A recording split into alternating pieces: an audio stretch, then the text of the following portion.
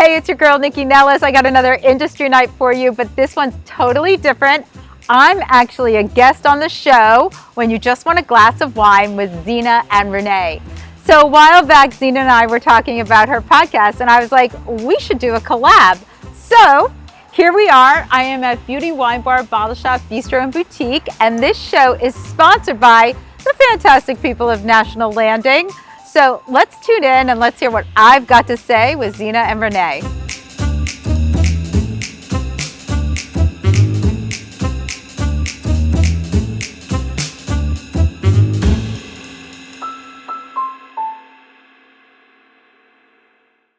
We're recording this episode of When You Just Want a Glass of Wine, live from Beauty Champagne and Sugar Boutique in National Landing, right here on 23rd Street in Crystal City. We're about a 10-minute walk from the Metro, and I mentioned that today because we are happy to have here with us our friend Madeline Long, Director of Marketing and Communication at National Landing Bid. And the reason we brought her in is because they've been so helpful to have us do this episode today, and I wanted to talk a little bit about how wonderful National Landing is. One of my favorite spots is over at the water park. It's such a nice area. Love water park. Yep. And one of my favorite people there, of course, is Rock Hopper and his Queen Mother's Kitchen. I always say it wrong. Just Queen Mother's Kitchen.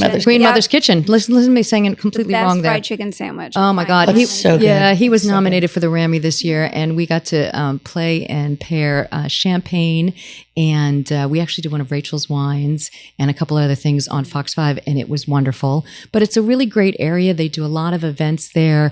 You have a lot of food there. I like how you call it a permanent food festival over there. So Madeline, tell us a little bit about National Landing, the bid, and the community. Oh, I'd love to. I mean, there's so much happening here. It's such an exciting transformation story, really. So just to orient us, National Landing is made up of 3 distinct neighborhoods: Crystal City, Pentagon City, and Potomac Yard. It's just minutes from DC, so easy to get to, spans Arlington to Alexandria. And we at the BID, which is the Business Improvement District, are focused on championing the area and promoting the vitality. And right now it's pretty easy because there's so much to talk about, so much going on. And you're a huge part of that as well. I mean, with such a diverse, exciting food scene. And even in since 2023, we've had 60 new openings in this area. Yes. That's amazing. And so if you haven't been here in a while, people come back and they go, wow, this is not what I remember. So I highly recommend visiting. And it's all walkable. So, I mean, we're up here at 23rd and Fern. You can go down and get to Water Park and everything that's along Crystal Drive.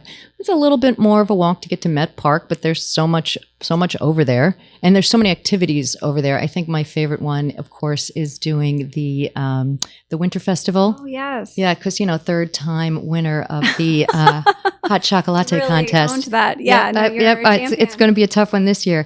Anyhow, Madeline, thank you to National Landing. Thank you to you for being here. And we are so excited to continue on with this podcast. That's great. And I'll just say visit nationallanding.org or follow us on social to learn all about the great events and new restaurant openings happening here. Welcome to this episode of When You Just Want a Glass of Wine. Cheers, everybody. Cheers. We got to take a little sip. Wow. We are so excited to be here. You heard an extra voice there.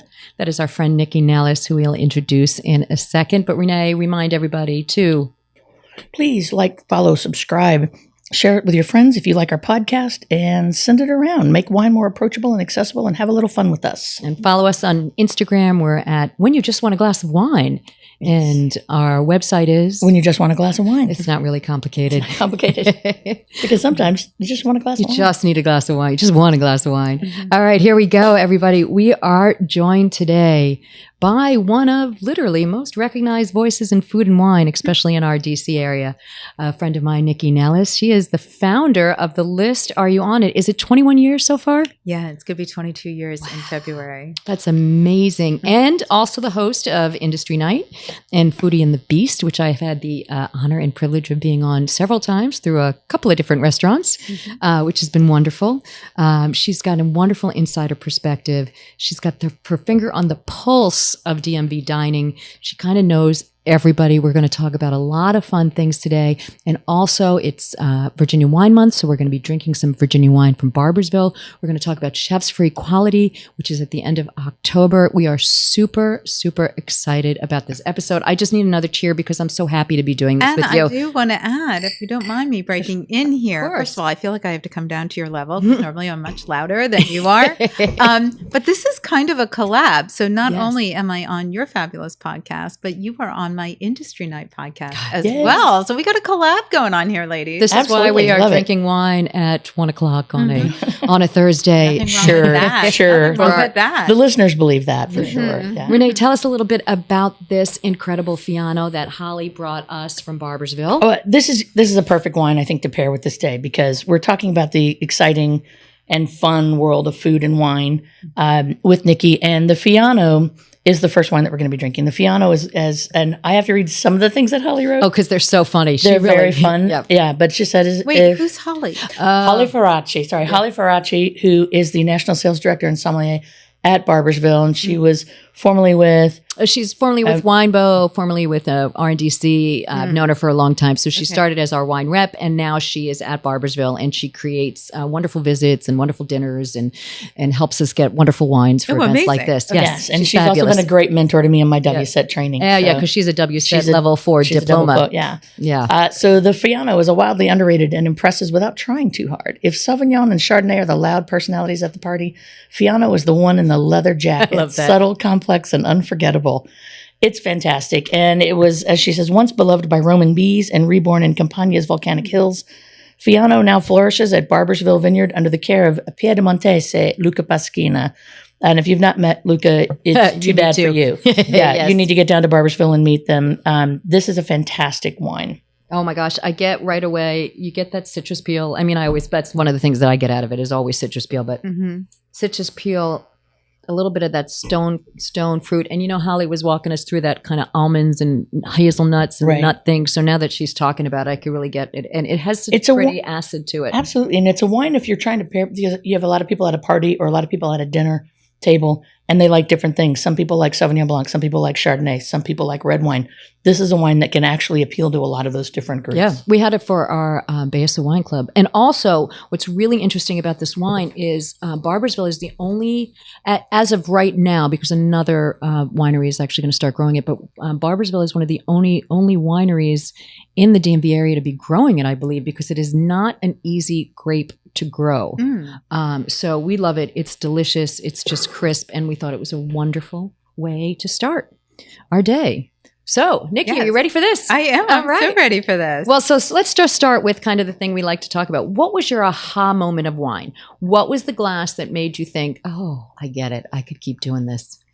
Well, it was my aha moment about bad wine before my aha moment about good wine. That's what I love. Sometimes that's what works. So, in college, we used to buy that. Oh God, it was that pink syrupy white Zinfandel. Oh yes. Do you know what I mean? It still exists, I believe. No, I know it still exists. And so I remember drinking that and then getting sick from that because it's nothing but sugar, right? The hangovers from that. But in that point, I mean, I grew up, my parents were not huge drinkers. And my dad would have like a glass of Chablis at dinner. My mom would. My mom and dad were the Chablis people too. They drank Chablis, and but they were not huge drinkers at all. Like they didn't even have a bar. So it wasn't really until but I was very fortunate. I mean, I traveled to Italy and London when I was young, and so I had the ability to try things, went to wineries and things of that nature. So I was able to get a palate, not because I was drinking a lot of things, but because I was exposed. We ate at wonderful restaurants. I was privileged and put in front of a lot of amazing things. So I would probably say during college, my junior year, I was with a very fast crowd and I was having a lot of fun with that fast crowd. And they were ordering wine and they were ordering lots and lots of wine. Okay. And that is definitely where my palate was expanded. And when I realized that was my drink of choice. Was wine. Oh yeah, I mean, Yeah. and bubbles, obviously. Yeah. Bubbles are the easier choice to go with. I am not a huge cocktail person. I drink them because I have to for work, but you'd be hard pressed for me to order a cocktail. And I got to say, I love how you said my parents didn't have a bar, because my house in New York, it's the same house that I grew up in, and it has a bar. Okay. So it was kind of like the thing at the time to have that like bar downstairs or wherever it was in your, and I think grew up my parents owned bars. And I think growing up, I didn't realize that I had this, I was shown all these wines and drinks. It was part of the life that we had. So when I was used to drinking like that, and I was also traveled. So it became just something that I came, as opposed to going into college and being like, oh yeah, there's booze. Right. No, I definitely, I mean, I grew up in an area and with people who appreciated Yes. value. And actually, I will tell you, it's really funny. My grandparents are from Scranton, Pennsylvania, and my grandfather worked for IBM in upstate New York. So he used to get sort of ribbed all the time because he was like, upstate New York has really good wines. And everybody was like, sure, Jack, right. But I mean, now Yes, it does. he was right. He is not. Upstate New York does have really good wines. And I'm from Long Island, and we've done an episode on Long Island wines, and they are jamming. I mean, 70s, 80s, 90s, not so much. And so also, if you hear a little coughing, my lovely partner in wine, Renee, has a little bit of an allergy today. Renee. So this is just part of our everyday life where we kind of go on with this. So I think I had that during the Chardonnay episode. Yeah. Now it's your turn. Yeah. Nothing is perfect. Sorry Nothing about is this. perfect. No. It's live. So, Yeah. Nikki, so I'm curious, like, what's a wine that surprised you recently when you have a lot of things? Like, I always like that experience with wine where you're like, oh, I wasn't expecting that. Let me think about that. Listen, a lot of people pour a lot of wine for me. On a regular day, I want a glass of Sancerre, in the warmer weather when it's right. Anything from Mount Etna from me, like I love Bianco that. or Rosso is absolutely my favorite. And I'm a totally rosé girl. So there is She could be my spirit animal. Yes, right? Oh, We could right. Totally align Similar our- palettes, yeah. I love rosé, specifically Provençal. So every now and again, somebody will pour me. Let's go back to champagne because I also love champagne and sparkling wine. But Cava and Prosecco have kind of been overproduced, and for the U.S. markets, they're really sweet. So I really have sort of peeled away from them. But lately, I've been poured several Proseccos that are super dry and really beautiful. I mean, obviously from Italy. Because, my initial sort of, I'm like, Prosecco, like high sugar. Like that's where my head goes. But they're not. They're really dry. They're really lovely. So that lately has been my biggest surprise. Well, Barboursville Prosecco is our by the glass here. I like to call it my house one. It's obviously, as we say, obviously, because in order for it to be called Prosecco, like champagne or anything else or Cava, Prosecco has to come from Italy, Cava has to come from Spain, Champagne has to come from France in the Champagne region. But yeah, the Barboursville is really dry, and we serve a Cava here that's a Brunature, so it has no added sugar, and that's the kind of thing that you would want to look for if you're drinking those. Is it the Cava or the Drapier? We have the Drapier, which is a Brunature, which we love. It's a geek champagne. It's bone dry. Okay. But the Cava that we have here by the glass, that's right. the Mastia Salat, is also that. So if that's something that you like, you don't want that sugar to it, you want to ask them kind of where it's at on the scale. So if it's a Brunature, it means no added, and then you're getting more of that like lemon. You see me in my citrus, right? Lemon peel and those pretty flavors. But I agree with you. When I opened the wine bar, I thought people are going to think Cava and Prosecco. It's sweet. I don't like sweet wines, and we went for the dry because that's what the crowd here really tends to like. Interesting. Yeah. Very interesting. Yeah. So, Renee, I think there's another good question going on over here. What is one of the most kind of memorable settings where you've had a glass of wine? Like, is there something where you really remember, I don't know, it was a dinner, or it was, I don't know, it was romantic, or it was something with friends, or just something where the setting and the whole thing kind of fell into place? I mean, I wish I could just think of one particular moment, but wine has just been such an incredible part of my profession and my passion. So, being able to sit here with you two, for example, and talk about wine and talk about food and talk about restaurants, like this is my dream life, right? I'm living my dream. We love it too. Yeah, absolutely. Being able to take your passion and make a living from it is the dream, right? Because not everybody gets to do that. Yeah. So I thought about it, and I really can't think of a single moment where wine was the addition or the experience was enhanced by it, because it's always a part of it. And I feel, again, talk about privilege. I'm so fortunate because people want me to taste their stuff. Wait, am I allowed to swear on the show? Sure. Do we swear? Okay. So, Renee's so happy because I finally said yes to that question. Okay.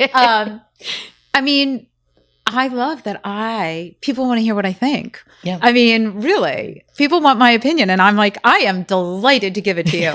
But I am not an expert. I'm definitely sitting with two people who have way more knowledge about wine, but I love being able to talk about it and be open about it. And it is an addition to every experience. Yeah. So I can't just give you one. I think that's because it's fair. been a part of so many things. No, that's a great answer. And I think one of the things that when we talk about wine and kind of what we're doing with this is that wine brings people together. And so it's like you said, it's integrated into great dinners. It's integrated into great celebrations. You have anything that great happens in your life and you open up a bottle of champagne to celebrate, or you open up a lovely wine with a dinner or something like that. And you're right. It's like, it's completely integrated into all of the stories that we tell. And that's what I love about the wine is the stories. Yep. I love the storytelling. Well, that's why we kind of started this podcast. Well, that and to meet Pink, but that comes later. I know.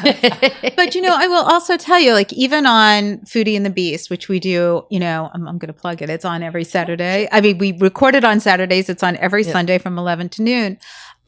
We have somebody pouring something on every show throughout the show, as Zena knows, because she's been there and she's done it. So much fun, especially the cocktail ones. Well, the cocktails are great, but we've had, Luca's been on the show. We've had everybody come in, people from all around the world, and learning about wine that way is so amazing because, you both have mentioned Chardonnay several times since the beginning of the show.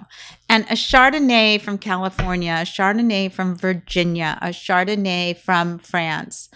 We are talking entirely different living organisms, right? We're talking totally different beings. So what you're drinking and where in California and where in France, right? So to me, every time somebody comes in and pours something on the show, I really always have to check my biases because you never know what it's going to be. Well, you know what I mean? It's it's a sense of place. And I think that's why like the wine nerds always love Virginia Madsen's monologue in Sideways when she talks about wine and how it changes on a day-to-day basis and everything changes. And you have to. We just talked about that in the Riesling episode, that when I was first asked about a Riesling, I said, I don't like Riesling. And she said, let me show you some things. Well, we got some stories about that, but do you really want to get into Riesling so early in the show? I feel like I should be drinking more before we talk Riesling. Right, we'll put that to the side, but I was going to say, I will blow your mind with one of our favorite Chardonnays. So as I was mentioning, I'm from Long Island and Bedell Cellars is there, and it's pretty well known. I believe they've actually served at the White House before, and they do a Chardonnay called coquillage, which means shell in French. And what they do is they take the shells from the Peconic Bay, and they wash the wine with the shells, and then the shells stay in the stainless steel tank. Wait, explain to me when they like it basically kind of gets they put sterilize into the it, shells and then they with put the wine it in first, and then they put it in the That is really cool. Yeah. So when you're drinking it, it reminds me of drinking a Chablis in France. It reminds me. So is there like a little salt finish? Exactly. So it reminds me. I used to. Like a really my parents good were French Albarino. teachers, and we used to spend our summers in France, and that's what it reminds me of. It reminds me when I drink it of like swimming over the oyster beds. I was very lucky that my parents were teachers back then, and we could do these kind of things. But it blows your mind. So it's a Chardonnay stainless tank with seashells from Long Island. And it's delicious. I cannot wait to try it. You were selling it. You were selling it. I got a bottle for you over here. Are you ready for you go. I want to kind of transfer to something else because I'm always fascinated by this, particularly with people that are in the industry, and I'm sort of peripheral to the industry. Right. Would you rather be surprised and delighted by discovering a new place or get that coveted seat at the 3 Michelin star restaurant, or both, depending on the mood. So in your little get ready for me document, which I so appreciated because I do not supply that to my guests at all. So I do appreciate your thoroughness, if you will. Michelin pops up a lot. And it's really interesting. I do a lot of work with Michelin. I think what they do for the food community, what they've done for DC here is incredible. There are restaurants that were not doing well, and Michelin put them on the map in a different way. But I don't seek out Michelin as a meal to eat. Yep. If it happens to be a meal at a Michelin restaurant, that's amazing. I trust the guide. I totally trust the guide. Although I do think some of their choices in the DC area could be discussed a little heavier. But they have what they like. Michelin loves a tasting menu. They love one, and they love one with wine pairings. Like they're very specific about things that they really like. I don't think that way when it comes to eating. So I'm just as happy going around the corner to one of our neighborhood restaurants, which, I'm just going to get the wedge and a steak because that's what I feel like eating. As I am, steak that's a good meal. As I am like being in like one of the hottest restaurants right now. And so, yes, I do want both. And I think everybody should have that experience. Nobody should be afraid of the hottest restaurant right now and not being able to get in and having an amazing experience there, as well as going to their neighborhood restaurant where everybody knows your name.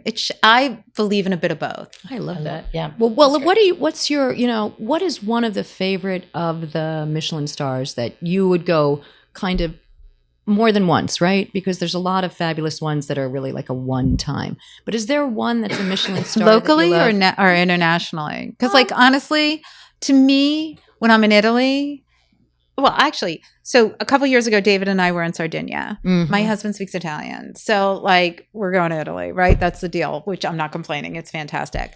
So in Porto Cervo, there was this restaurant. It was a Michelin starred restaurant. And I was like, no. Like I was so disappointed. It's not that it wasn't good.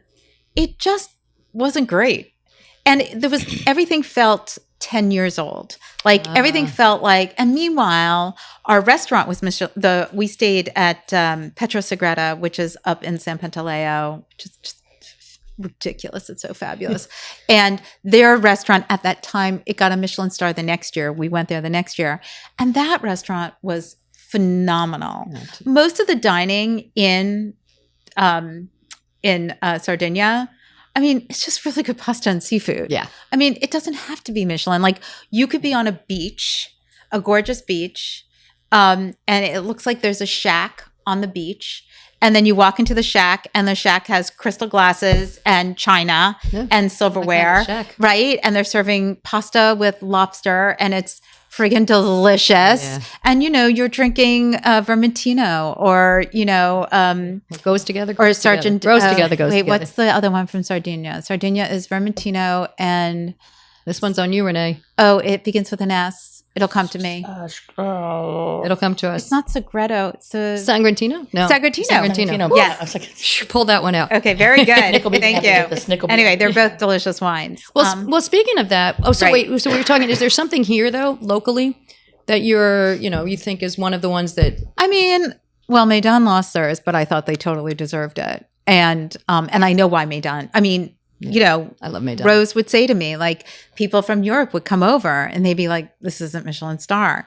And it is a Michelin star restaurant. The food there is spectacular. The service is amazing, but it's bustling, it's fast, it's furious. It's not a my pleasure moment, right?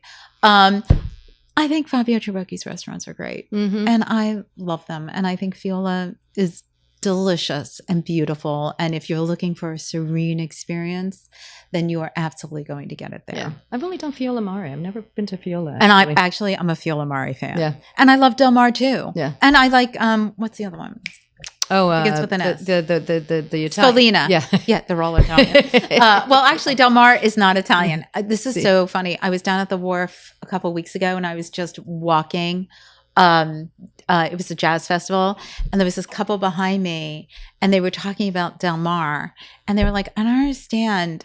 the chef is Italian, but it sounds like it's Majorcan. Majorcan is anyway, they were talking to each other and I couldn't help myself. I was like, hi, I'm Nycci Nellis. Can I help you out? I was like, the chef is Italian. His ex-wife is from Mallorca. This is a restaurant because of her, blah, blah, blah. It's Majorcan, but it's delicious. Go eat there. Okay, but that's actually so, but they actually hit on it almost perfectly, Yes. right? Without even knowing But they all were that. confused. I was like, how can I help you It's today? like a quintessential perfect DC moment. that Right. happened And they were right there. probably- like, let me help you with this. You know, Actually, can I tell you one more? Yeah. Before the wharf was the wharf, and it was whatever it was. Right. There was a Phillips. the Philip seafood. The seafood. Yeah. I mean, it was grody, but that whole area. Oh, I mean, it remember was it. just. Yep. It wasn't nice. Anyway, I had to be down there. There was some event. I was judging some competition, and I was getting out of a cab, and I see this older couple like getting out of a cab and looking around, and I'm like, "Can I help you?" And they're like, "Well, our concierge sent us here. Oh. We're supposed to go to Phillips." And I was like, "Okay." I hailed the cab back. I was like, "Come here." I put them in the cab. I sent them someplace else. I'm like, "You are not eating here." Not the place. Okay, that's amazing. I was like, your concierge is getting a kickback. I'm like, I don't know what's happening here. But this is not right. I think I sent them to Hanks. Like, I don't Right, even right, know where which I was sent so much them. But I better. was like, This is going to blow your mind. That's you not- are not eating Yeah. here. So anyway, Oh my God. gonna That, scare I just you. insert myself into people's lives. I always believe in direction karma because I live in Yes. DuPont. So I'm always stopping people to like, are you lost? Do you need help? I think Where I are have you the going? word concierge tattooed to my forehead because people ask me all the time. And then, of course, I help myself as well. And then, well, speaking of all this travel, what is one of your both international and domestic like foodie destination and wine destination? Like we just went to Jimmy and I went last year to Willamette, which of course for a wine lover like me, I would love to go there. Oh my! I've never been. Oh, you've never been to Willamette? Well, we will talk because we had some of the best tastings. And the very first thing, again, speaking of Chardonnay, I took him to this one little town. We were at the Willamette Valley Vineyard, and he was sitting there, and I ordered the Oregon. I ordered a Chard, and he took a sip of it, and he looked at me, and he was never really much of a wine person. Now he is, and he took to me. He goes, "Is this how Chardonnay is supposed to taste?" Oh. And I went, "Yep." And by the end of the trip, he was like, "I am a cool climate Chardonnay lover that uses neutral oak, and I prefer volcanic soil." And I was like, "I love you because that's just great." Yes. So that's like my favorite region. Where do you love the most within the U.S. and abroad? Well, so abroad, I mean, I love Italy. Yeah. And, we talked about Mount Etna wines. Mount Etna wines, I love White that you love those and- wines. white and red. You know who introduced me to them first, probably about 15 years ago, was Brent Kroll. Oh yeah, that When makes sense. Iron Gate opened, I love Iron Gate. Yeah. I know we were sitting around the fireplace. It was so lovely. And he's like, "I got a wine that I really want you to taste." And it was a Mount Etna red. And the ash, Yep. the smoothness, it just blew David and I away. I mean, David likes wine, Mhm. but David's not a drinker. I mean, at all, really. He'll have a beer, he'll have a glass of wine, he'll maybe have a cocktail, but he doesn't drink. So, which means the rest of the bottle is for me. Driver. But right, exactly. You got to have a driver. Very good. So, I mean, Italy in general is definitely as far as the wine tastings that I've had and have done, I feel very fortunate about those. And I love that. But we also did a trip years ago to Santa Rita Hills. Oh, that's a great wet place. And I have to be honest, it wasn't just the wines. I think any of these trips, right? You had an experience with your partner, Right. Because he had his aha moment and Yep. you were there to share it. So not only were the wines fantastic, but it was this love-in that Yeah. you guys got to meet at. And when we went to Santa Rita Hills, my eldest son, Jason, was living in LA. And we went out to visit him with two of the younger kids. The two other kids were still here on the East Coast. And it was my husband and I and the three of us. And we just did this trip when we went to all the wineries. And the little ones were little. And it just was this It all worked. amazing, Yeah. loving trip. And it was just really great. Yeah. See, I don't know. I feel like I can mention so many because like we were in Umbria and I brought my mother and we had 2 of the kids with us and we went to all these vineyards and everybody greeted us and we ate in their homes. And I don't know, like I love the those. wine world is so rich and warm and welcoming and they're so eager to share their product with you. Oh, we Yes. yeah. I'm very proud of it. And they want it. Yeah. And if you show the slightest bit of interest, like it always makes me crazy in a tasting room and I go most in Virginia when we're out there and you'll see somebody come in and they're so negative about things. And they're at my favorite Glen Manor and a woman came in and she's like, I only like California wines, but by all means pour. And the owner was like, why are you torturing both of us? Like, why? Leave. And they're like, we had a bad experience in there. And I'll go in and like, you show the slightest bit of interest to them. Oh yeah. Absolutely. And they're like, we have these reserve wines. And then it's now you're 15 wines in and you're getting a membership in the club and everything. And I'm like, so maybe it's you. Well, I always That's tell the people problem. the thing, if you really want to look like you know what you're doing, the biggest thing you do is ask for a spit glass.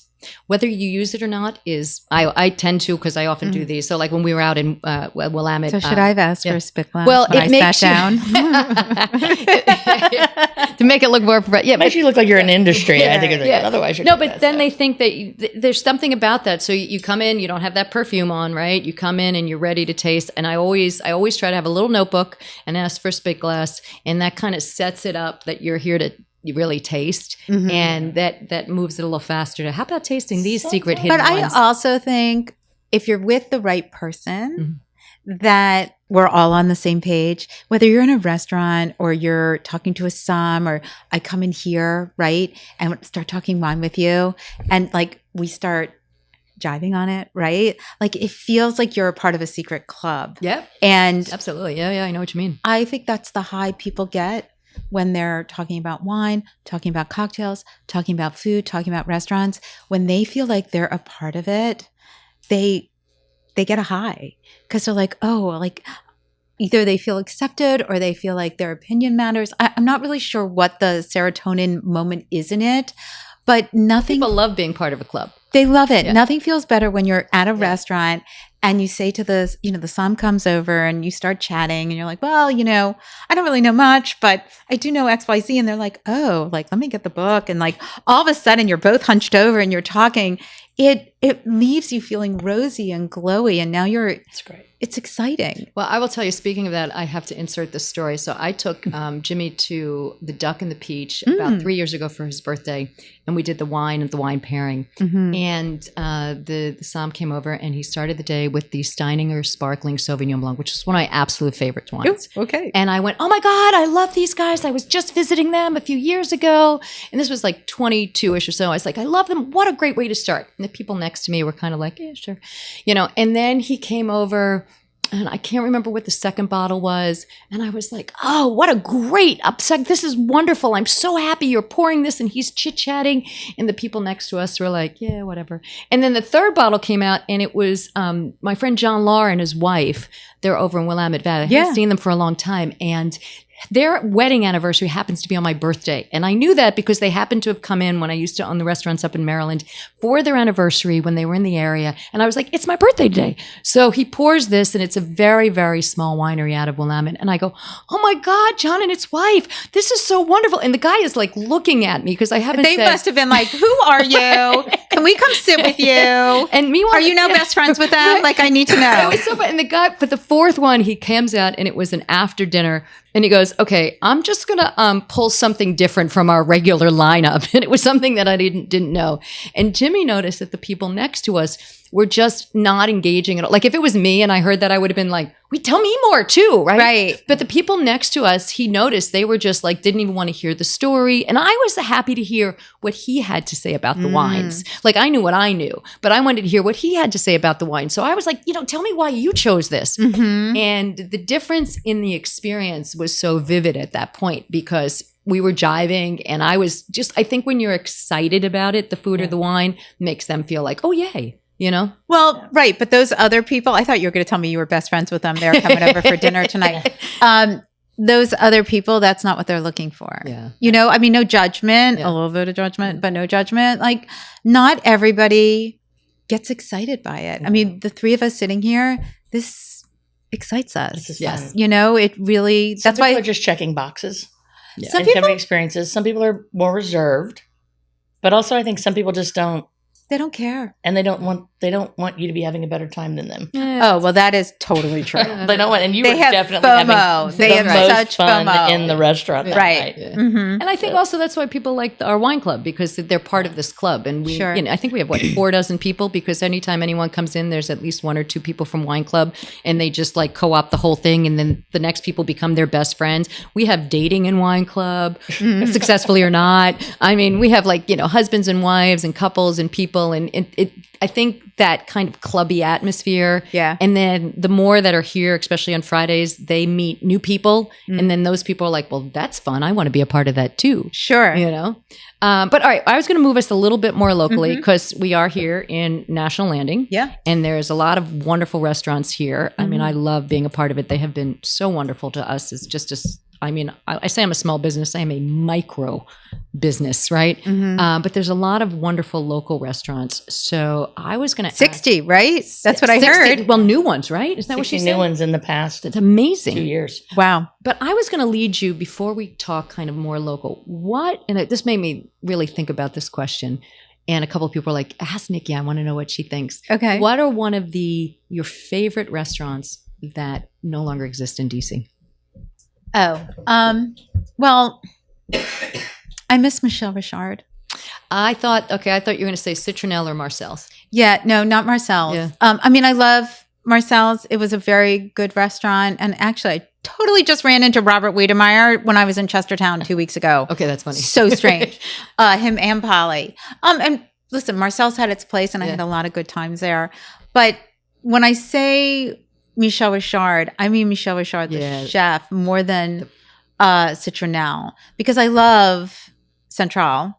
When he was still overseeing it, I love the joy that he brought, Mm-hmm. and then I also really miss Galileo. I know Roberto Dona is still cooking, Yeah. and he's still an amazing chef, but Galileo was like my first insane restaurant. I agree. When I first moved to DC in '91. Yeah. So I mean, they all had so much swagger back then in such a different way. That was a a place. That was Mhm. a total place. I don't know if you remember, but this was later on. I was already in the industry, but he used to do this sandwich club. Oh, yes, I do know. He would open up the laboratorio in the back, and he would do sandwiches on, like rando. Like there was no Twitter, there was no social media. I don't even know how we knew about it. And it was cash only. It was a Roberto Dona sandwich, it was like $6. Yeah. And he just had this is why I got so much trouble, but he would have a shoebox, and people would put 10 in and take cash out or whatever, but it was just cash. Uh-huh. Anyway, I mean, Jeff Fuvin, the Vidalia, there was some good restaurants. One of the things I really, it makes me sit up straight is when people sort of say oh, well, DC has such a good dining scene now. Oh. And I'm sure Ada, who's filming this, has heard this 1,000 times from me. He's shaking his head. Yeah. DC, if you go back 35, 40 years ago, DC had an incredible dining scene, but it had an incredible dining scene for the size of DC. There was no Wharf, there was no Navy Yard, there was no, Columbia Heights, there was no Shaw. Petworth. I mean, right? There was no Petworth, there was no National Landing. Yeah. I mean, there was no, our footprint from a real estate perspective has changed drastically in the last 40 years, not to mention the influx of people who have come in to fill in that real estate. Yeah. So you need restaurants to cater to all those people. That's a really good point. So yeah, we did not have the breadth and depth of restaurants that we have now, but Jean-Louis, Michelle, Roberto, Robert, didn't they all have that card game at night too or something? no, so that was the- called Chef's Club. They That was did the it younger- once a month. Uh-huh. And I actually got invited to one. Oh, wow. So when I first started the list, areyouonit.com, well, it had not started yet. I was taking cooking classes at Roberto Dona's Laboratorio. And it was baking for area restaurants out of my house, which was highly illegal, but nobody seemed to care. So I was taking classes with him. And I mean, you literally found out about those classes via either snail mail or you missed it. And so, I mean, they were not using email as a way to communicate. So I would go in and take these classes, and we wound up being like you talk about your club, like this core group of us. And oh my God, I don't want to go off as a tangent on the classes, but they were phenomenal. And he would say to me, oh, my friend Michelle's doing a class. You should go do one of his classes. Or so-and-so's doing a dinner. You should go to that dinner. And I was like, how do I find out about this stuff? So that's where the list came from. It was because of Roberto Dona. And after I got my sexy website all done and I had a blast system thanks to my husband, because this is before any of those things were easy, 20 plus years ago, blogs did not exist. I went to him with I didn't even have a laptop because I pulled it up on his computer thinking he would advertise. And he was like, yes, I will advertise, but you are not going to take money from me. I was like, oh, why not? And he was like, business plan. He was like, my being on your site as an ad is good for you, which he was right. And he also invited me to the Chef's Club. So the Chef Club was once a month. They did it at a house of one of the chefs. It was on a Saturday night after service. So it was like midnight. Right. And they were all cooking and drinking and stuff like that. And they all brought people with them who were doing different things in the industry. That's where Jody Lair and I connected for the first time from Santa Lucia Estates. And I met all of them in one shot. Wow. I met absolutely all of them in one shot. And that's amazing. It was incredible. Jeff Boobin was like, what do you want? You want money? And I was like, no, I don't want money. I didn't know how I didn't know how it worked. Mm-hmm. So they introduced me to their PR people. They introduced me to their managers. They introduced me to everybody. I literally took everybody in town out for coffee or, sat in their restaurant and just listened. And that was how I networked and met everybody. That's fantastic. Well, thanks to you, I met Michelle Richard at one of the Chefs for Equality, which we'll talk about in a little bit. And I think it was only about a year or two before he passed. Mel Davis brought him over, and I had a picture of him in a cap. And I had never met him, and I had never gone to Citronelle for this one reason, because everybody told me how wonderful it was, and 90% of the time people had this wonderful experience, and then there were a few times when people didn't. And I had this, from afar, crazy respect from him that I didn't want to go without really knowing anyone. I didn't have a lot of money at that time. And I was so scared that I wasn't going to have the experience that everybody else had, that I would lose this kind of fascination with him. And then it was too late. And so I tell everybody that makes me cry. Tell everybody all the time to just, go into what? Because honestly, worst comes to worst. I know it's money. Yeah. And don't get me wrong, back then I had none of it. So, right. Yeah. I like my money too. But it's worst comes to the worst. Yeah.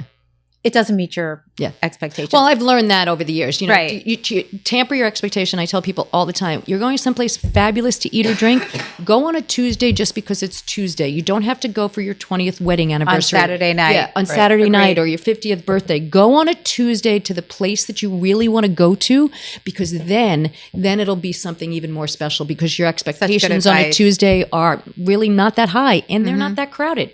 And you're more likely to have time to engage, pick your wines, eat your meals, all that sort of stuff. Yep. Okay. Where are we going with this, Renee? We are going to go into, I want to ask you about, I have a question later about what makes a great local spot. The cheers, we talked about that earlier, when everybody knows your name. And part of that, what our goal of the podcast is to make wines more approachable. And we had a little conversation before we started recording about what makes that happen and what can throw up a roadblock on that. Do you have some experiences with that that you would like to share? Yes.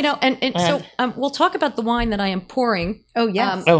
Later, because we'll get to that. But I am going to pour us, because I think with this conversation we may need a little bit of wine. So I am going to pour the Barboursville Nebbiolo, which we will introduce after this wonderful story. But I think for these stories we might need some wine. Yes, and this is one of my favorites. I love this wine. Oh, this is a fantastic wine. We are such big fans of Barboursville. So I didn't mean to interrupt, but a little liquid fun. Talking about making wine more approachable. What, as somebody that's focused in the industry, that works with a lot of industry professionals, this amazing story that you just told.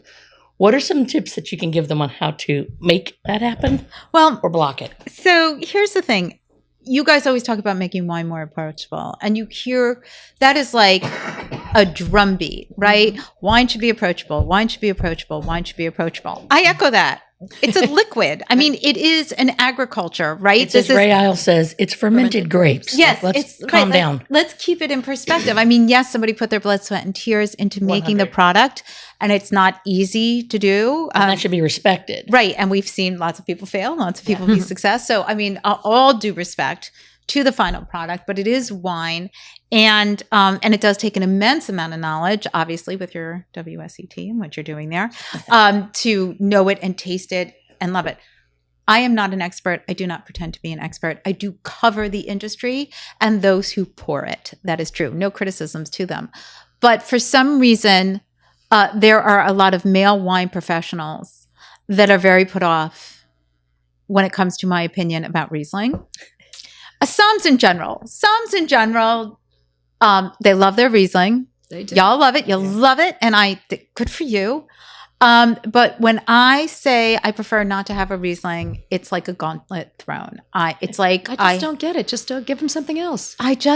So as we discussed before the show, if somebody said to me, Nick, I hear you don't like it. You're right. It can have a sugar residue sometimes, but there are plenty of good ones out there. I'd love to pour you one. I'd be like, sure, but I still want my Sancerre or my Bianco or whatever it is. And if that was respected, I'd be like, oh, well, that wasn't a bad experience. But I have been challenged That word, right? about my opinion, my taste. If you come to me and say, well, tell me what you like, and I tell you what I like and what I don't like, and then you're like, yeah, you're wrong, that is not approachable. No. Quick story with Riesling. I don't know which one to tell first because I have so many. My favorite one is when a wine professional was so offended that I told him I did not like Riesling, that he he did not bring me the wine I ordered, which was a funky orange one, by the way. Because I'm totally open to trying. Not like new you're wines. asking for a big brand mass market box I'm wine. not asking for Yellowtail no judgment if you like that stuff. But I'm not asking for something. I'm just telling you what I like and don't like. Anyway, he brought over several glasses, put them down in front of me, and was like, you tell me which one is a Riesling. I would just be so annoyed. I'd be like, the one I that should've smells gone- like should've petrol. left, yeah. I should have just gotten up and left. Yeah. But there is another one, and I'm not going to say his name on the air, but you know him very well, who used to just pour me whatever he wanted. And I'd be like, I want X. And he would just pour me something else. And he'd be like, do you like it? And I'd be like, it's a Riesling, right? And he's like, see, I told you. And then he was actually on Foodie and the Beast once. He was opening up a new restaurant. And he's like, everybody makes wine so hard. Like, he was just going on. He's like, everybody makes wine so hard. Like, it's wine, like, just like you said, right? He's like, I mean, it should be approachable. Oh. And I literally said, right. Like, so if somebody orders a glass of Sancerre, you're not going to pour them a Riesling just because you want to prove them wrong, right? And he was like, oh. Oh, yeah. Yeah, that's a dick move, right? That's a dick move. I'm like, it's a total dick move. And you, by the way, You could be a dick. you did it. So You're the one that anyway, did it. Yeah. so I mean, I don't know what it is.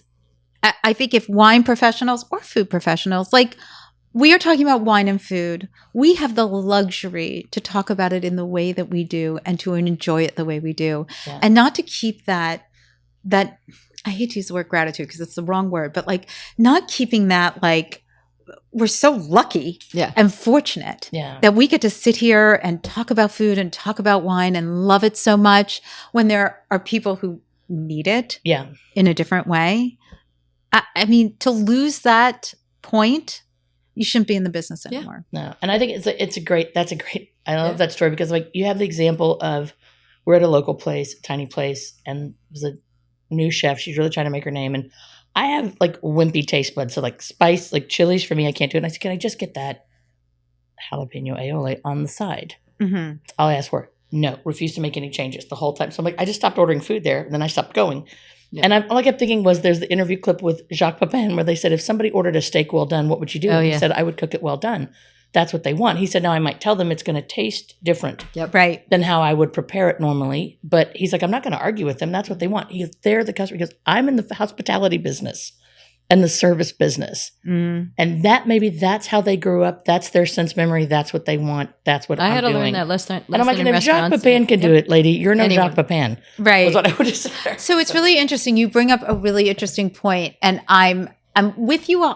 I'm with you 99%. Yep. There's a restaurant in Philadelphia, James Stewart Award-winning restaurant, Kalaya.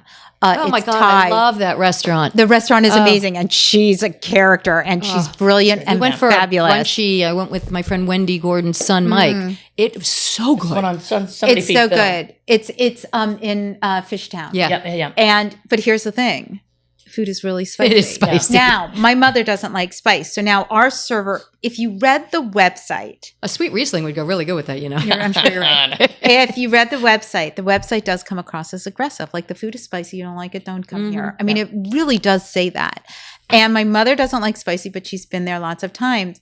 But when we got there, our server, here's where the switch is. Yeah. Our server was so lovely. I was like, the three of us love spice. This one does not. We'd like to do a mix. She was like, I got you. Now, they weren't going to change the dishes to accommodate my mother, but they were going to make sure that there was food on the table. Absolutely. So that she could enjoy the meal as well. And I mean, we had a just amazing experience. I remember, But to your point, right? Like, there's a way for them to accommodate you without making you feel like, now that you don't go, and it's like that. But it's also, I think the difference is like, and I go to restaurants like that. I know because I do my research because I'm a nerd lawyer, and I'm like, all right, they're not going to change anything. I'm like, that's fine.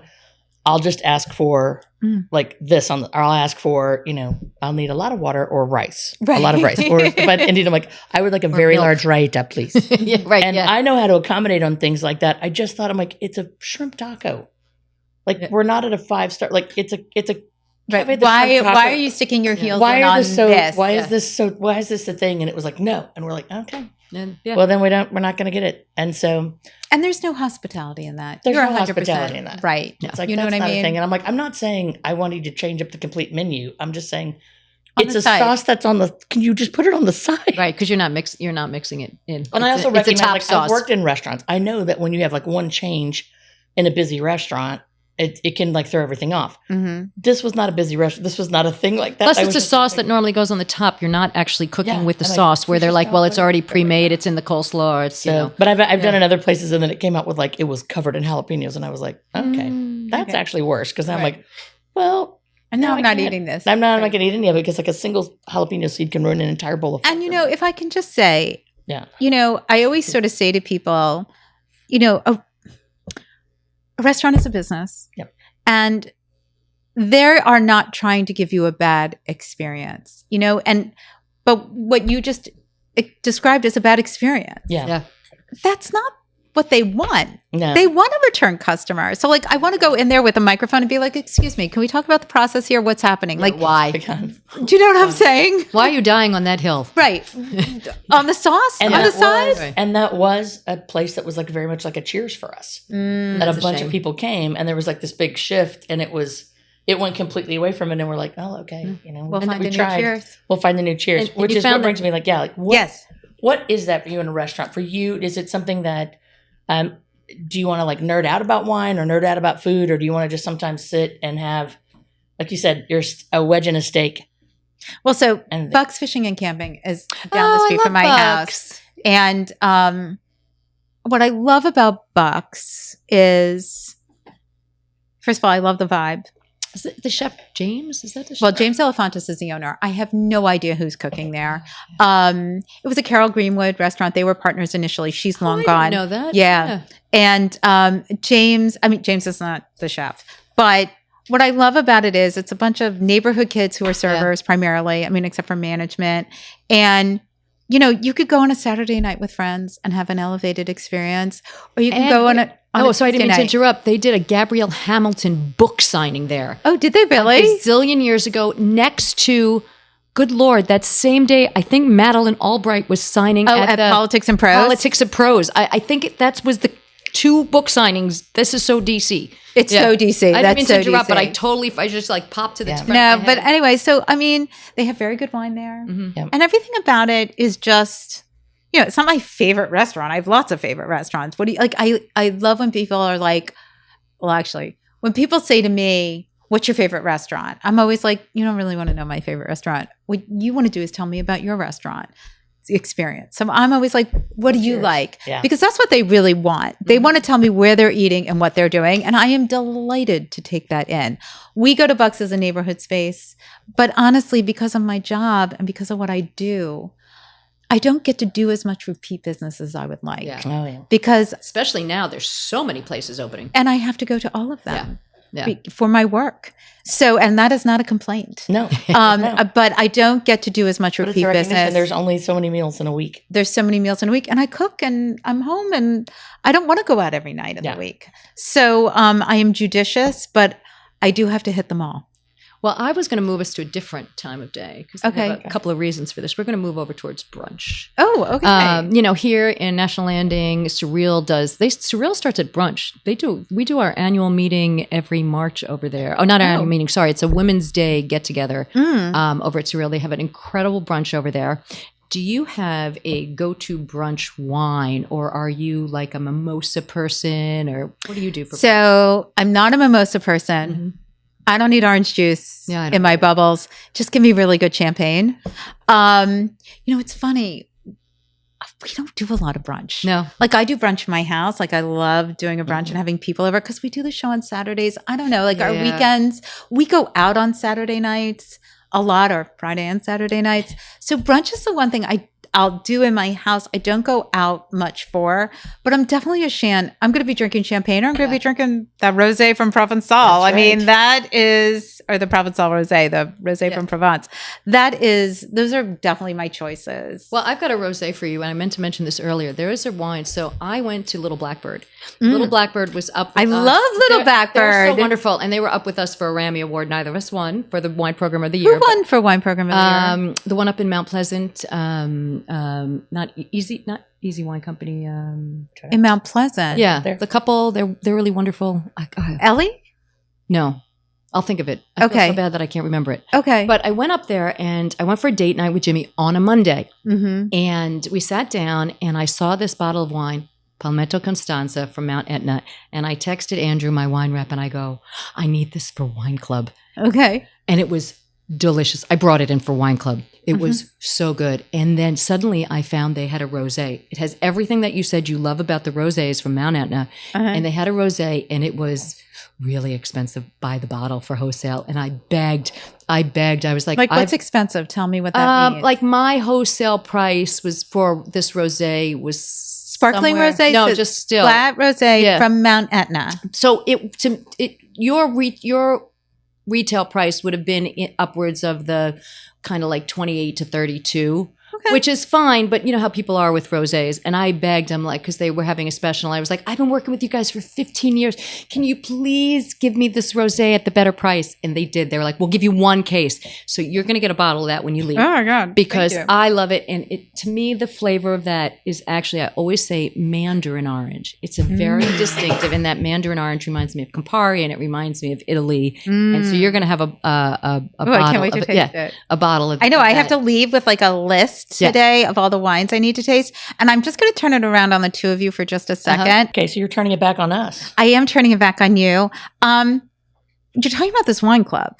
Oh. So can I get like a little 411 on it? Because I feel like people should really know about it and understand what you're doing. Well, thank you. Yeah, absolutely. Actually, Adele just wrote a really great article in Arlington Magazine about it. And I love the wine club. So I started it. It'll be just about 2 years. We have about 4 dozen people. Renee was one of our number 1 signups. I think Judy was number 2. Renee's fabulous. Shocking. My wine club, first of all, let me just tell you how fabulous my wine club is. 5 of the wine club people got together to buy me that large wine fridge there as just a thank you for existing. Oh my God. And in the That's 20 not going to make me cry. I know, it makes me cry every time. In the 15, almost 20 years I have been in business, I have never had people come to me and say thank you for being here. And we put it in the day after the election, and it was a very emotional time for all of us. Oh my God, I can only but, imagine. yeah. I had to film a show on that day too. Yeah. That was tough. And so I started the wine club. It was actually a January, and I went, oh my God, I've owned restaurants. I've never had a wine bar, and dry January drives me crazy.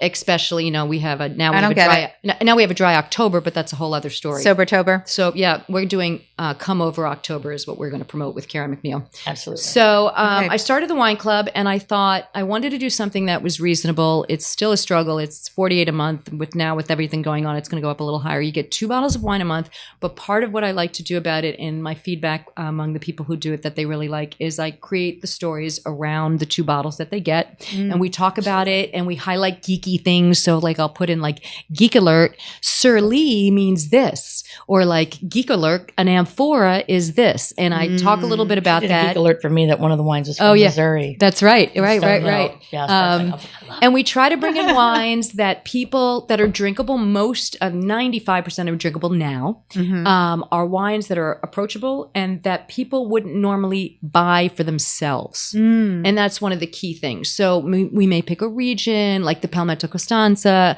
I might taste it somewhere and be like, oh my God, I really want to have this. October is Virginia Wine Month. So we're going to pick 2 wines from Virginia for that. What are you loving in Virginia these days other than Barboursville? Well, Glen Manor, of course. Manor. And that was a whole Renee thing. We did a whole episode on Glen Manor. Michael Shaps, Yeah. who I'm going to go visit at the beginning of October, was spectacular. This is incredible. Glen Manor's my favorite vineyard. Yeah. Linden. Okay. And I've been going there since we found out when we went there, since maybe like 2 years after they opened, and I've been going. And we just go did every year. Yeah. We just did a podcast on the Linden Vineyards is really nice. I mean, there's Slater Run. Slater Where we're doing Slater a- Run is Slater really Run, good. We're doing a VIP trip with our wine club on Saturday to Slater Slater Run. Run. And Slater Run's great. Yeah, they are. Stenson. Have you been to Stenson?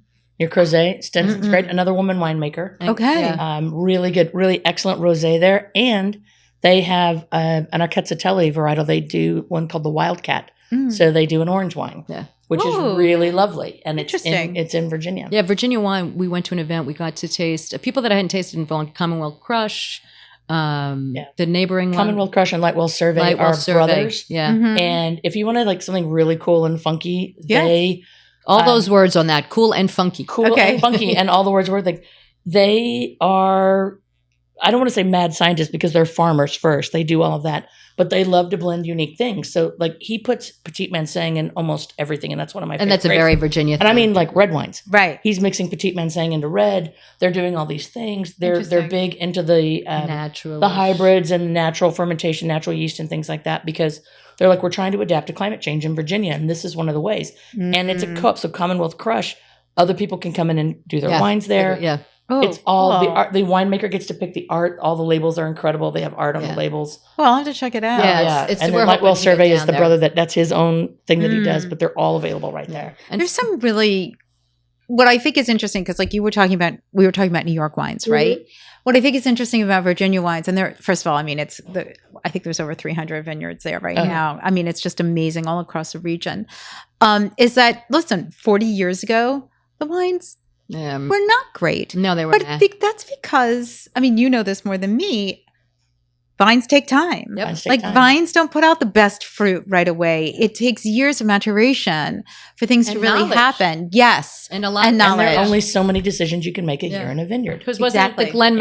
the Glen Manor had studied over at Linden. Linden, he was the Yeah. vigneron at. I was Yeah. the.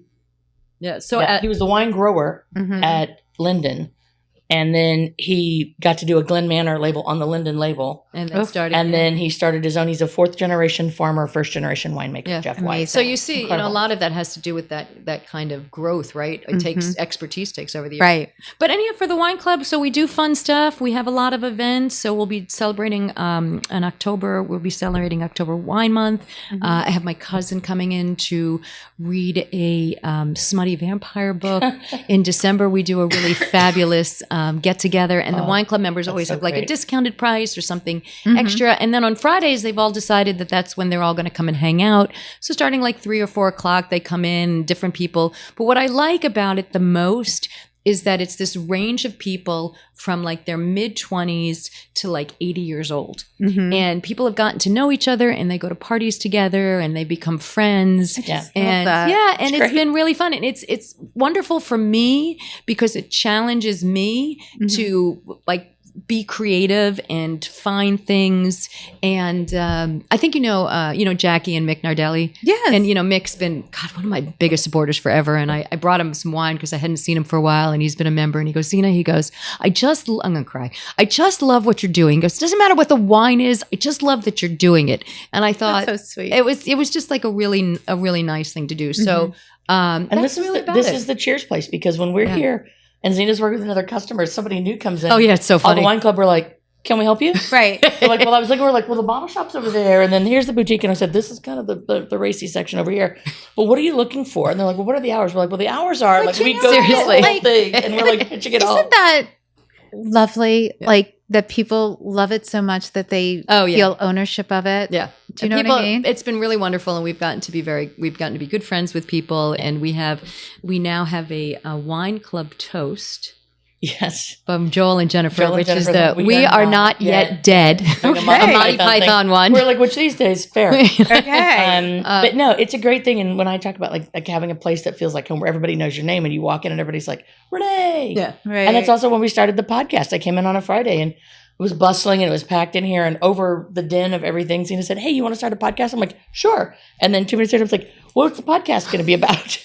And What then are we doing? Like, we what? sat around and we were talking and probably I drinking was because like, that's what we and do. Can I have some bubbles? Yeah. And we started. while we're creating. While we're creating. We need some yeah. inspiration. No, because when this first announced that it was opening, and I saw the post and it said Beauty Champagne and Sugar Boutique, and I'm like, those are some of my favorite things in the whole world. Right? That's going to be my new favorite and they just place. slid on in. It was like slide into And then the we came in and we're DMs like, and now we're going to make it our favorite place, and this So- is what's going to happen. and, I love and, it. and a lot of the original people are still members. So it's been really great. Amazing. Which means that I'm going to segue into one of your favorite things because we just started talking brunch. And I would like to mention a little bit about, well, first of all, we started this conversation because I wanted to talk about how Freddie does his drag brunch on Saturdays so that I Okay. can lead it into the fact that we have Chefs for Equality Chefs for coming Equality, up at the end yes. of October and that we're going to be doing the wines for the drag brunch at Perry's. Yes. So tell us a little bit, because this is going to come out before Chefs for Equality. Yes. And the excitement about it, it's been something that I've been doing forever. I just think it's so much fun through, I don't know,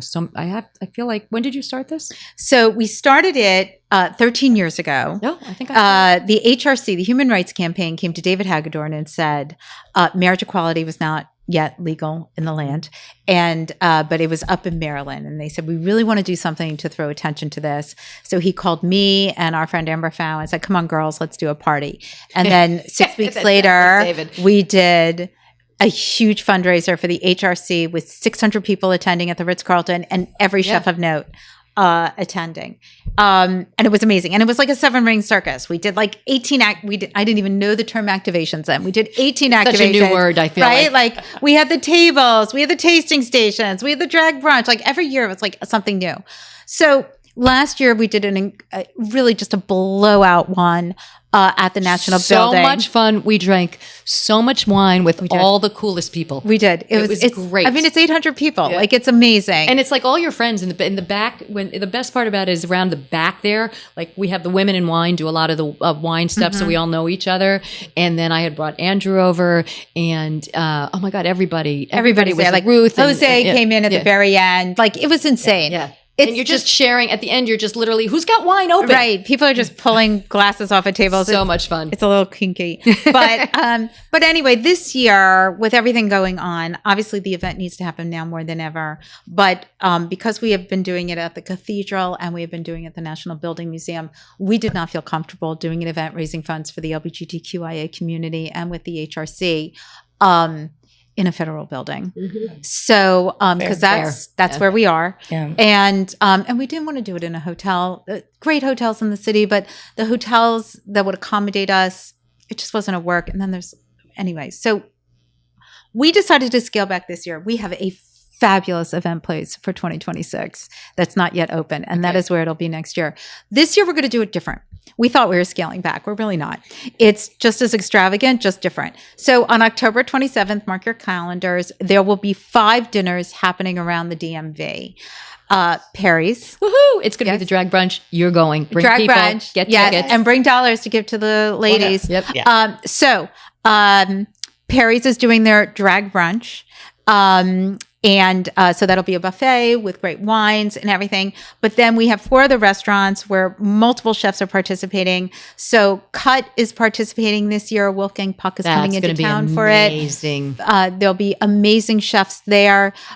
Mita is doing an incredible dinner as well. And they have incredible chefs. I don't have the list of chefs with me.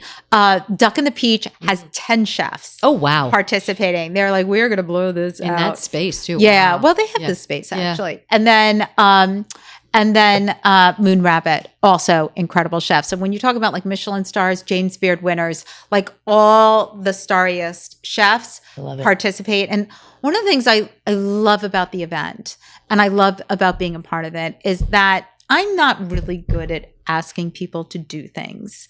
It's hard for me. But we all say yes. But when she I does. call a chef or I call Zena or I call somebody and say, hey, we're doing Chefs for Equality, before I can even do the ask, they're like, whatever you need, I got you. Because they understand the cause. And the cause is so important right now. And there's a lot of fear out there with good reason. And to me, now more than ever, we need to make sure that people's marriages are safe. Yep. And Agreed. the trans community is safe and that the drag queens are safe. Like we need to protect the people that we love. And whether they're your neighbor, your brother, Protect whoever the you are, dolls. you got to protect the dolls. You got to protect everybody. So anyway, to that point, October 27th, mark your calendars. The information obviously is on the list, areyouonit.com.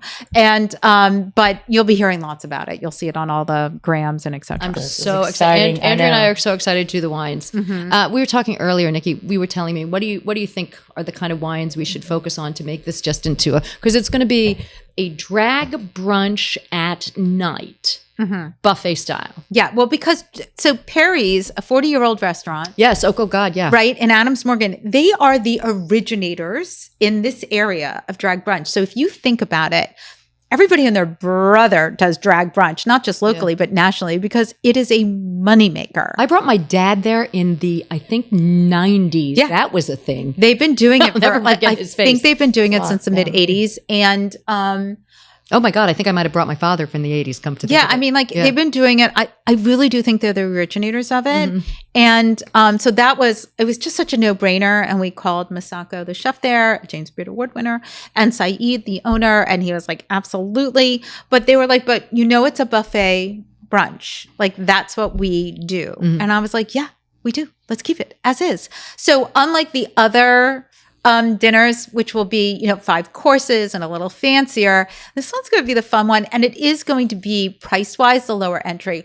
All dinners, the 4 other dinners will be $400, which I have to be honest is a steal. For what you're going to get. And Yeah. Absolutely. and that dinner will be $250. Oh, wow. Okay. Plus, the cool thing about it is you will be getting when you come in $25 in funny money, so that you can give singles Oh, that's so much fun. I didn't know to that. the queens. So, because Oh, we yeah. wanted, in case people didn't know, Yeah. and we didn't want to lecture people. So you'll just get the $25. It'll be funny money. Yeah. And then the queens will turn it in at the end of the night. Okay. I love that. Yeah, I do I'd too. love that. Fantastic. So should I be bringing what are we thinking? Like sparkling? Yes. Yes. Always I sparkling. mean, I feel like a lot of sparkling, Sparkling, some white. some white. I mean, Yeah. I don't think red is going to be the winner I that agree night. with you. Even though it's October, I totally agree with you. But there's a little always, bit, maybe. but there are always those Yeah. where like I only drink red wine. Yeah, I just want to. So so I need a big cab. Yes. You do with brunch, really? yes. Yeah. So Yeah. I think hopefully the people who come are coming with the right intentions and the right understanding, and whatever you're pouring is going to be great. Yeah. But bubbles, yes, white and fun. Yeah. I would always have a couple of reds just because, like I said, People there's drink always those people who are like, I only drink red wine. I'm super, super, super looking forward to this. So be we have awesome. been doing some really good stuff. I kind of want to lead us towards the end with this question. Well, let's talk about the wine first. Oh, yeah. we didn't Did we not talk about the this wine? Because I am missed sipping it and it is delicious. I sipped already straight through it. You sipped 'cause straight it's through. Well, it's Thursday. it's a Thursday. So this is, as they talk about in, this is a Barboursville Nebbiolo, and Jefferson's dream realized in Virginia. Most people know, or that are in this area that are involved in wine, that Jefferson is sort of the founder of American wine, bringing things over. One on the plus side for him in a very complicated life. But this Nebbiolo is incredible, and I love how they term it. This is the culmination of three worlds. Virginia's terroir. So we have red clay soils, rolling foothills, and balanced climate sometimes. Italy's heritage. So you've got authentic Nebbiolo grapes, and you've got, of course, Luca, a true Piemontese winemaker, Luca Pasquina. And then also Jefferson's palate. Wine is informed by Bordeaux, Champagne, and French refinements. So you have what Italian wines can often feel a little rustic, but this has the elegance of a French wine as well, blended in with Virginia. And it is a perfect combination of all three of those things. Yeah. Plus, it's just tasty. It's just so tasty. It is really, it's an easy wine. And I didn't even know you were an Italian fanatic. When I picked these, I had no idea. Yeah, no. But it is an easy wine. What's interesting is I think with a Nebbiolo, some reds really, you need to wrap it around something, hefty. Need some food. But honestly, you could eat this with just some cheese and crackers and be really happy with it. It doesn't need a steak. It's not, no. Do you know what I mean? It's just, I would even eat it with pasta. Drink it with pasta. Absolutely. Something it's got holds some nice up. tannin. It's got something, but it's got fruit. It's just really. And I didn't even put any food in front of us. We're just chatting away and drinking this stuff rude. right now. I mean, I think it's absolutely fabulous. Renee's had a little bit too much wine already. She's already She's on calling those your meds. meds. She knows I do that all the time. That's my general personality. Come on. Okay. So personality-wise, are you the type of person, and I guess this would depend on whether you're working or you're home, do you like a glass? Are you a flight person or are you a bottle person? I know you mentioned David doesn't drink, but So what I'll do be you like to honest. do? So based on my experiences with tasting menus, I am a bottle person. I do not go for pairings. I just don't. You know what you like. I know what I like, and I'm open, as I've already said, to trying new wines. But I don't necessarily want that with my meal. Okay. I don't get the add-on for it. I mean, I certainly love when you're like, oh, this wine goes together so well with this, and I get it, and I do enjoy it. But when I'm spending that kind of money, I just want to drink what I want. Yeah. So I totally am a bottle person. I'll be honest, in the house, and I have a fantastic bar and a lovely literal cellar because our house is from the 1870s. Nice. Yeah, it sounds nice. But I have a 1934 house. I feel your pain. okay, you know what I'm talking about. So I'm very fortunate that we have a lovely collection. But the only time we open wine in the house or drink in the house is when we have people over. Oh. So I don't drink in the house unless we're entertaining, and I do drink when I go out. There you go. So that's how it works. I had to find a balance somewhere. You know what I mean? Fair enough. Yeah. Fair enough. I mean, I think I always say that when we talked about this on our podcast before. One of the things that I like to do if I'm going on a date night with Jimmy, inevitably we actually start with a cocktail because I just need that little relax, right? Start with, so I'm a rye girl, he's bourbon. Usually start ourselves with a cocktail, and then if it's not a cocktail, it might be a glass of wine, because what I like to do is I need to transition to where I'm at, and then I'll be like, okay, now I'm ready for the bottle. Just want a glass of wine? Just want a glass, right at the end of the day. Because, and I also tell people Excuse that up every time. yeah, I do. But I always tell people it's okay to start with a glass and then move to the bottle so you know where you're going. Because I think in the beginning, sometimes people get so stressed, they're not sure what they're going to eat, and then the server's right there and they don't know what to do. I was like, well, then I'm always get some bubbles. Yeah, that's the great way to start it. I'm a bubble girl. I love bubbles. I don't need a celebration. I love bubbles any day of the week. Yeah. And I also will happily start with a rosé.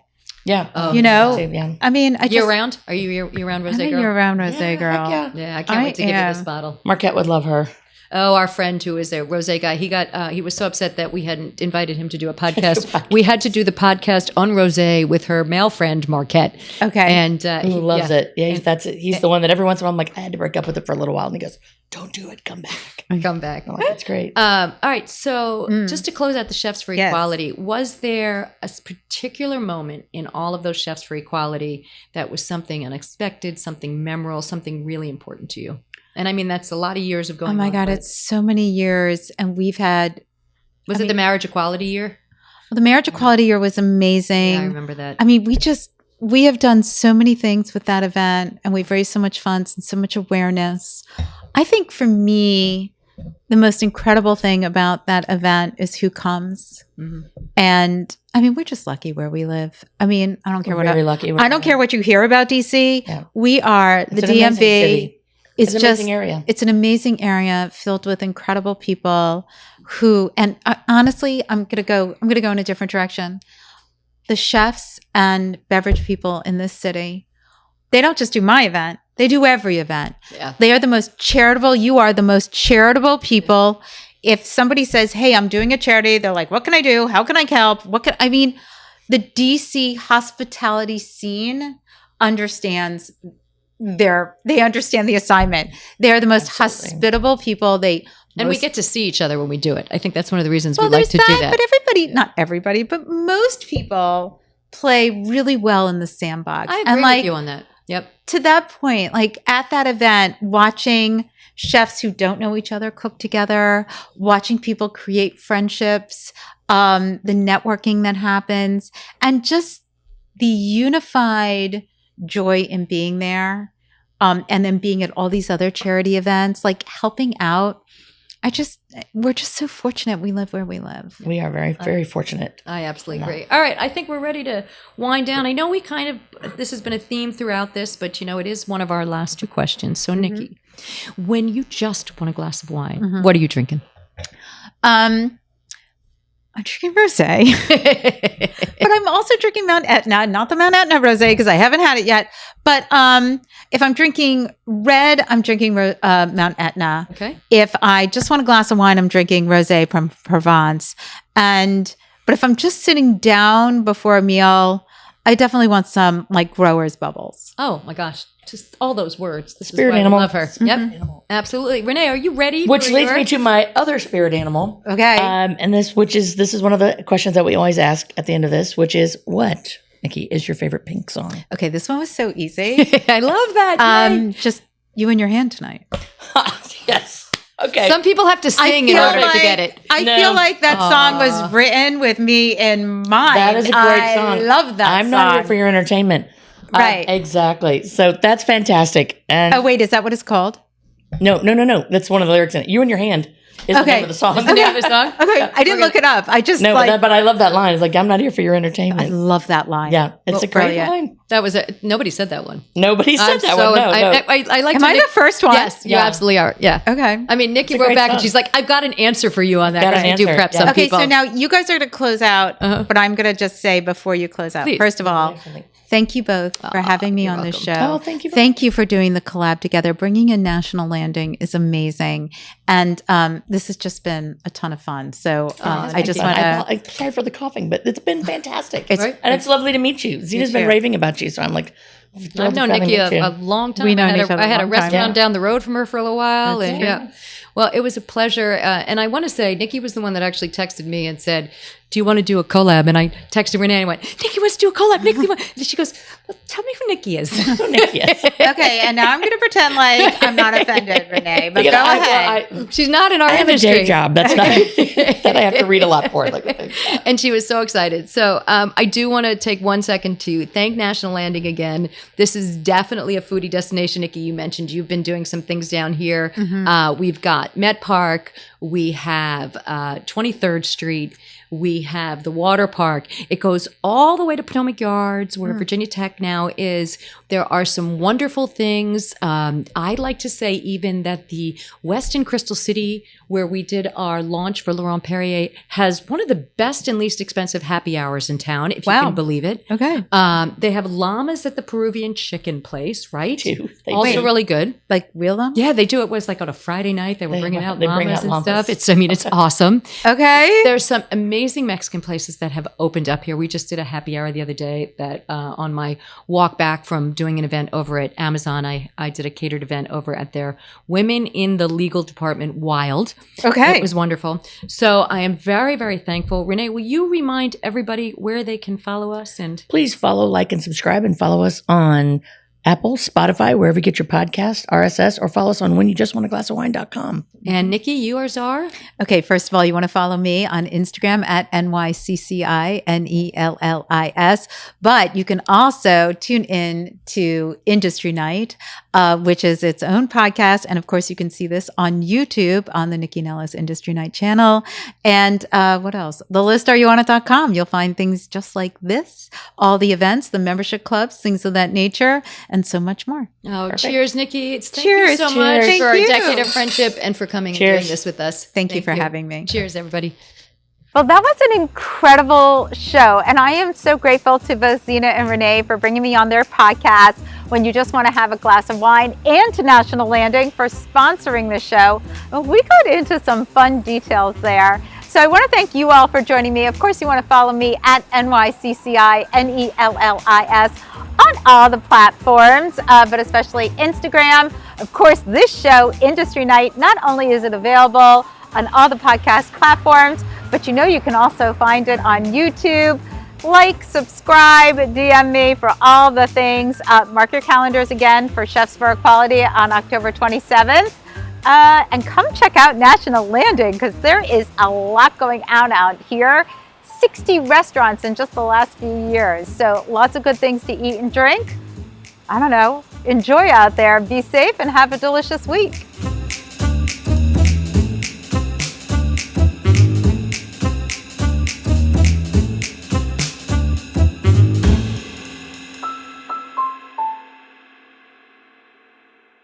Produced by Heartcast Media.